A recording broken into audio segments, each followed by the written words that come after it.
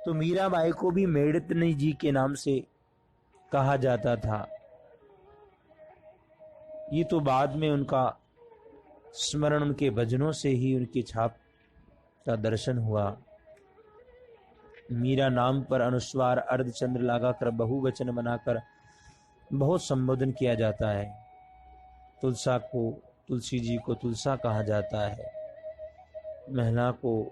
महल को महला कहा जाता है, गोरी को गोरा कहा जाता है, घर को घरा कहा जाता है। परंपरा के अनुसार किसी भी राजकन्या की विवाह के पश्चात उसके साथ पीहर से नौकर चाकरों के परिवार, राजपूत परिवार, सैनिक, गायें, भैंसे, हाथी और संबंधित लवाजमा साथ जाता था। ससुराल में भी बहू को जो महल आवास के लिए मिलता था, उसकी दोढ़ी पर उसके पीहर वालों को ही पहरा रहता था। उस महल में ससुराल को दीवी कुछ एक दास दासी रहते हैं, अन्य सब पीहर के लोग ही रहते हैं। इनका भरण पोषण बहू को मिली जागरी से होता है। जन्म और शेषों में भाव है। अन्नदाता हुक्म का आदेश है कि आज भागवत जी का पारायण कथा आरंभ हो रही है। छोटी बहू से कहना कि मन लगाकर सुने, जो बात समझ में न आए उसे संध्या के समय किसी के द्वारा वापस पूछवा ले। एक बूढ़ी दासी ने आकर रतन सिंह जी की पत्नी श्री झाली जी, जिनका नाम वीर कुंवरी जी था, ये मीरा बाई की मां थी, उनसे निवेदन किया। मेड़ता के राव दूधा जी जैसे तलवार के धनी थे, वैसे वृद्धावस्था में उनसे भक्ति छलकी पड़ती थी।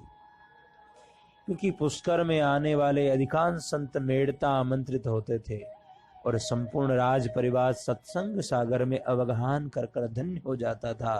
राजमहल में सदाई कोई न कोई संत पुराण कथा या प्रवचन करते ही रहते थे। और उस समय भी वृंदावन से एक संत पधारे हुए थे। दूधाजी ने उन्हें भागवत प्रवचन करने के लिए प्रार्थना की। संत के स्वीकार कर लेने पर उन्होंने अपनी गर्भवती पुत्र वधू को मन लगाकर सुनने के लिए आज्ञा दी और कहा, कथा प्रारंभ हो गई है। संपूर्ण राज परिवार अपनी अपनी सुविधानुसार दिव्य कथा का लाभ ले। समय बीता। एक दिन वीर कुंवरी ने पूछवाया कि जो पूर्ण काम है उसको हम बहुश्याम की कामना क्यों कर रही हुई। एक दिन और पूछा, यदि माया भगवान के सामने टिक नहीं सकती तो क्या उसकी सृष्टि किसी ने नहीं की। उनकी जिज्ञासा बढ़ती जा रही थी। भक्ति की पहचान यही है, भगवान की कथा सुने और जिज्ञासा न बढ़े। फिर पूछवाया कि भगवान पापियों को और पाप को नष्ट करने के लिए धरा तल पर अवतरित होते हैं। ये बात समझ में नहीं आती। पाप, पुण्य, धर्म, अधर्म, अच्छाई, बुराई, यही सब मिलकर संसार बना है। तब इसके किसी तत्व को मिटाना ईश्वर लक्ष्य कैसे हो सकता है। जिसके भ्रू संकेत से सृष्टि और प्रलय उपस्थित होते हैं, उसे इतने छोटे कार्य के लिए परमात्मा को यहां पर आना अनिवार्य होता है। ये कैसी बात है। एक प्रश्न है। और कि सुकृति जन जो और पुण्य बल से, भक्त अपने भक्ति बल से, ज्ञानी अपने आत्म बल से रक्षित है, जैसे धर्मो रक्षति रक्षित है। क्या असत्य है। उन्होंने फिर पूछवाया कि पाप तो प्रभु की पीठ है, इसके बिना पुण्य की, धर्म की क्या प्रतिष्ठा, क्या पहचान है।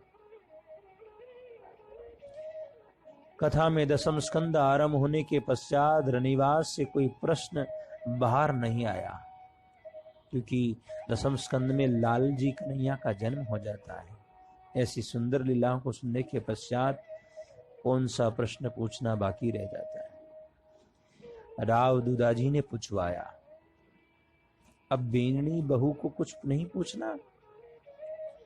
उत्तर ने वधू में अस्वीकृति सिर हिलाकर दे दी।